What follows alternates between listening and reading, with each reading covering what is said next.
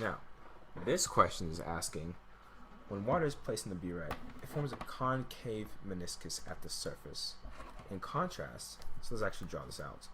So, when water is in a buret, it forms a concave meniscus like this.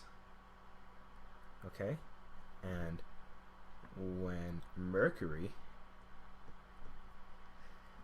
it forms in a buret. Okay, sorry about the handwriting. It forms a convex meniscus like this.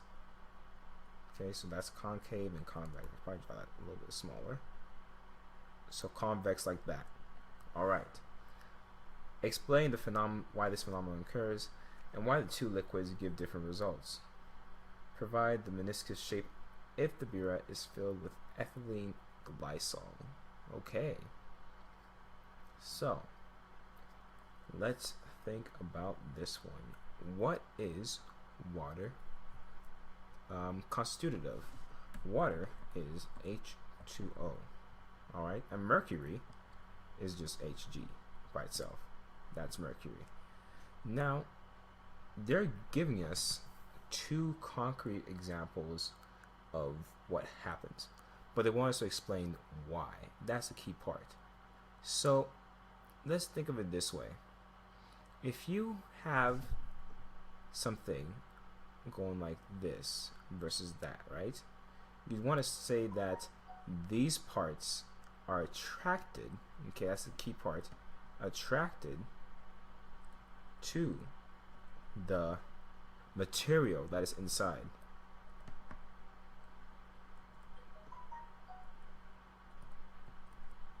Oops, to the material that it's inside. And in this case, it's a buret. Okay, so in a buret, it doesn't really tell us what the material is made of, but we do know that because it forms a concave meniscus, that has to be it. And the reason why is because if you think about it this way, right, when you have water pellets by itself, it kind of just forms a little ball like that, depending on what surface it's on. Okay, and you notice that, like, especially when you're dealing with, like, at least I've seen all these surfaces, you notice that the water gets really nice and circular when it's moving. It's like, yeah, I'm not gonna touch that because it's water, and that surface, especially when it's oily, is hydrophobic, aka no, I'm not gonna bother touching this. But in other surfaces, like, you notice, like, whether it's like, if you notice water dripping down from your bottle or something, it usually drips down in this type of shape. Like, you'll see this is a surface for the oily thing, and the water just running off like that. Okay, and on your bottle, for example, the water instead, you see that it kind of sticks and it forms like that, which I'm gonna draw a close up. It'll be like that. Okay, and it's kind of just trickling down the side, and it'll leave a little trail as well. Why? Because water likes that surface. That surface, therefore, is hydrophilic, aka water liking. It doesn't mind water. In fact, it will attract water to it. That's why you see, like, on your water bottle and stuff, it will slide and trickle like that.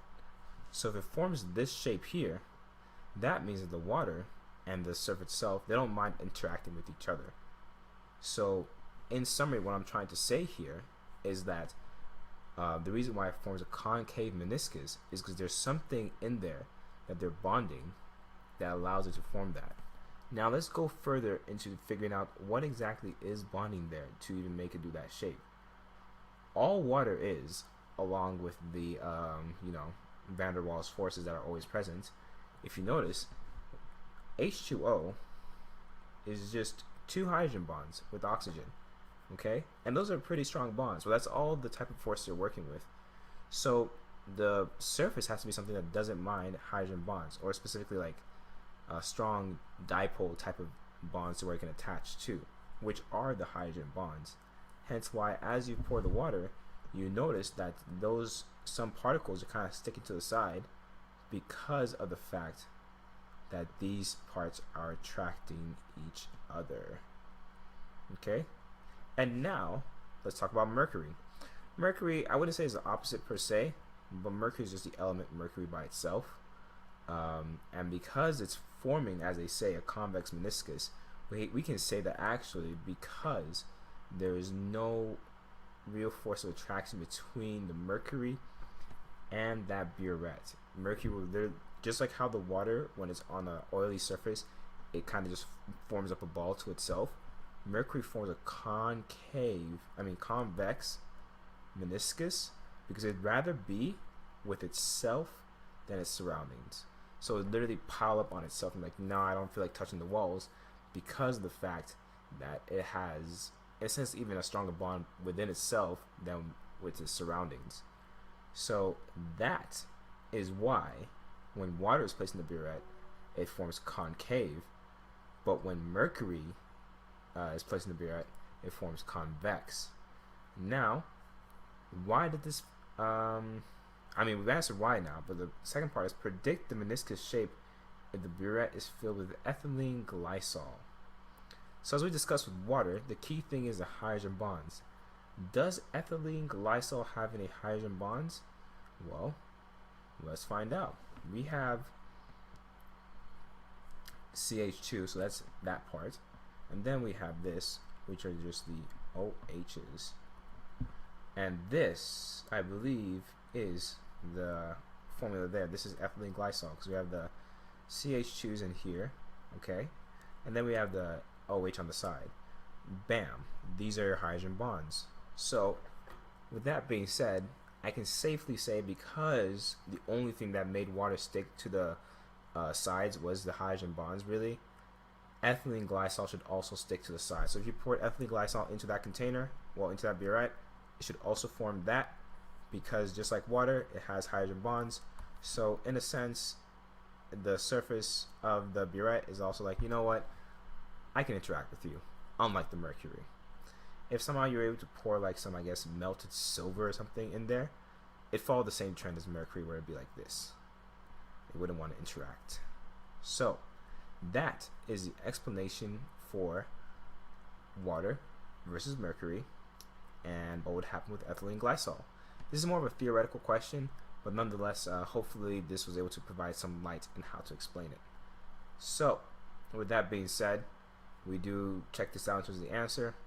Concave shape is due to interaction between the liquid and the molecules in the container. They actually say what the buret is most likely composed of.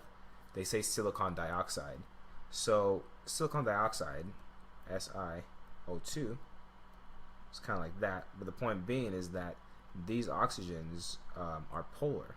Okay, they have electrons outside of them. And also when you look at the electronegativity as well, between silicon, which is over here, 1.9 versus 3.44.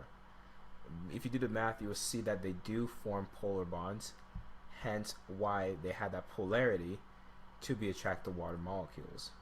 Mercury, on the other hand, it doesn't care. It's unfortunate element, and elements are content to be themselves and want to hang out with themselves. So they just form metallic bonds with themselves. And ethylene glycol, as they say, is capable of bonding with the silicon dioxide because of the hydrogen bonds it contains. It has a polar part as well. In this case, the polar part specifically referring to the hydrogen bonds I mentioned. So because of that, it's also expected to have a concave meniscus shape. So this is correct as well. And now let's move on to question 3.